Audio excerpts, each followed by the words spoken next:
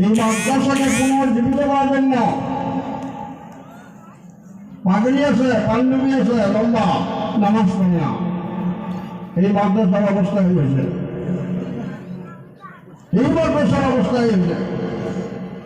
এই জন্য এই মাদ্রাসাকে জিন্দা করা, যে সমস্ত বুজুর্গ এই মাদ্রাসার খুঁটি কেটে দিচ্ছে, ওনাদের কি আশা ছিল যে আমরা মারা যাব, এই মাদ্রাসাগুলো চলবে সব আল্লাহ আজাদ থেকে আমরা বাঁচে থাকবো। আমরা যে পাবলিক 1 টাকা 2 টাকা 100 200 করে ধান দেয় চলে দেয় ফলো করে নাজাতের জন্য, ফলো করে যেটা আল্লাহ জাহান্নামে না দেয়, কিন্তু আজকে দেখা যায় চালা হয় মাদ্রাসা পড়া নাই, মাদ্রাসার ছাত্র নাই। মানে আপনাদের কাছে অনুরোধ করলাম, আমরা সিনিয়র মানুষ হিসেবে, সিনিয়র আলেম হিসেবে, মুরব্বী হিসেবে এই জায়গা পার্শ্ববর্তী মাদ্রাসা রাহুল মেহরবানি আছে, পার্শ্ববর্তী মেহরবানি ফরকানি আছে, মাদ্রাসা পূর্ণরূপ দেওয়ার জন্য ছাত্র দেন এবং ওস্তাদগুলা কেয়ার করে লক্ষ্য দেন যে ওস্তাদ খালি কালেকশন করবে না, পড়া পারবে, এটা লক্ষ্য দেওয়ার ব্যাপার। আমরা ছাত্র দেওয়ার জন্য রাজ দিয়েছি, ছাত্র যেন মাদ্রাসা পূর্ণ পর্যায়ে উন্নতি আমলগুলো হয়।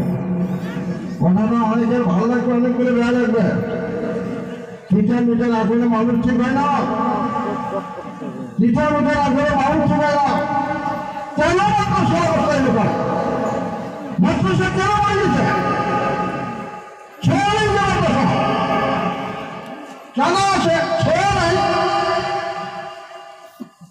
আসার কথা এটা পাবলিকে কর, মঙ্গল শিক্ষক বলব, মঙ্গল কমিটি বলব, বেশ টাকা কেন আলাদা না? প্রত্যেকটা মানুষের দিয়েছে মাদ্রাসা, কে চালে যাবে? মেয়ে মানুষের চালাবে, কোটার আওয়াজ সেই চালাবে। এই জন্য অনুরোধ, এই মাদ্রাসা যাতে পূর্ণ রূপ পায়, মাদ্রাসা যাতে ছাত্র ভর্তি হয়, লেখাপড়া যাতে সুন্দর হয়, কমিটি লেভেলে, প্রস্তাব লেভেলে, অন্তত এই গানের প্রত্যেকটা মুরব্বী জোয়ান সকলের কাছে একদম সবিনয় অনুরোধ, মাদ্রাসা দিকে লক্ষ্য দেন, মাদ্রাসা থেকে আপনার চিন্তা করেন। বাবা তোমার একটা বড় বাবা আমাদের সুগন্ধের যারা আছে, ভাস্কর দেওয়া যায় 10 মিনিটের জন্য কয়েকটা কথা বলে তারপর আনসার সব করা হবে।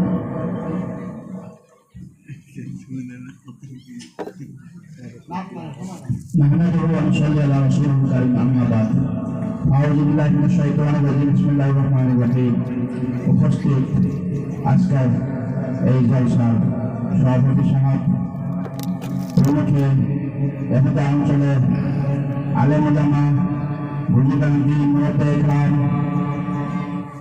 প্রত্যেকের কাছে আমাদের অনুরোধ, আপনারা যার সামনে জায়গাটা খালি আছে দয়া করুন, যদি বোঝেন যদি বুঝ আছে দয়া করে সামনের জায়গাটা পুরো করে দেয়। 1 নম্বর কথা, পুরো করে দেব, যার সামনে জায়গাটা খালি আছে এই সোয়াপা বলে বলেন না ভাষা, কথা বোঝানো যায়, সামনে যে খালি আছে ভাই দশটা বুঝুন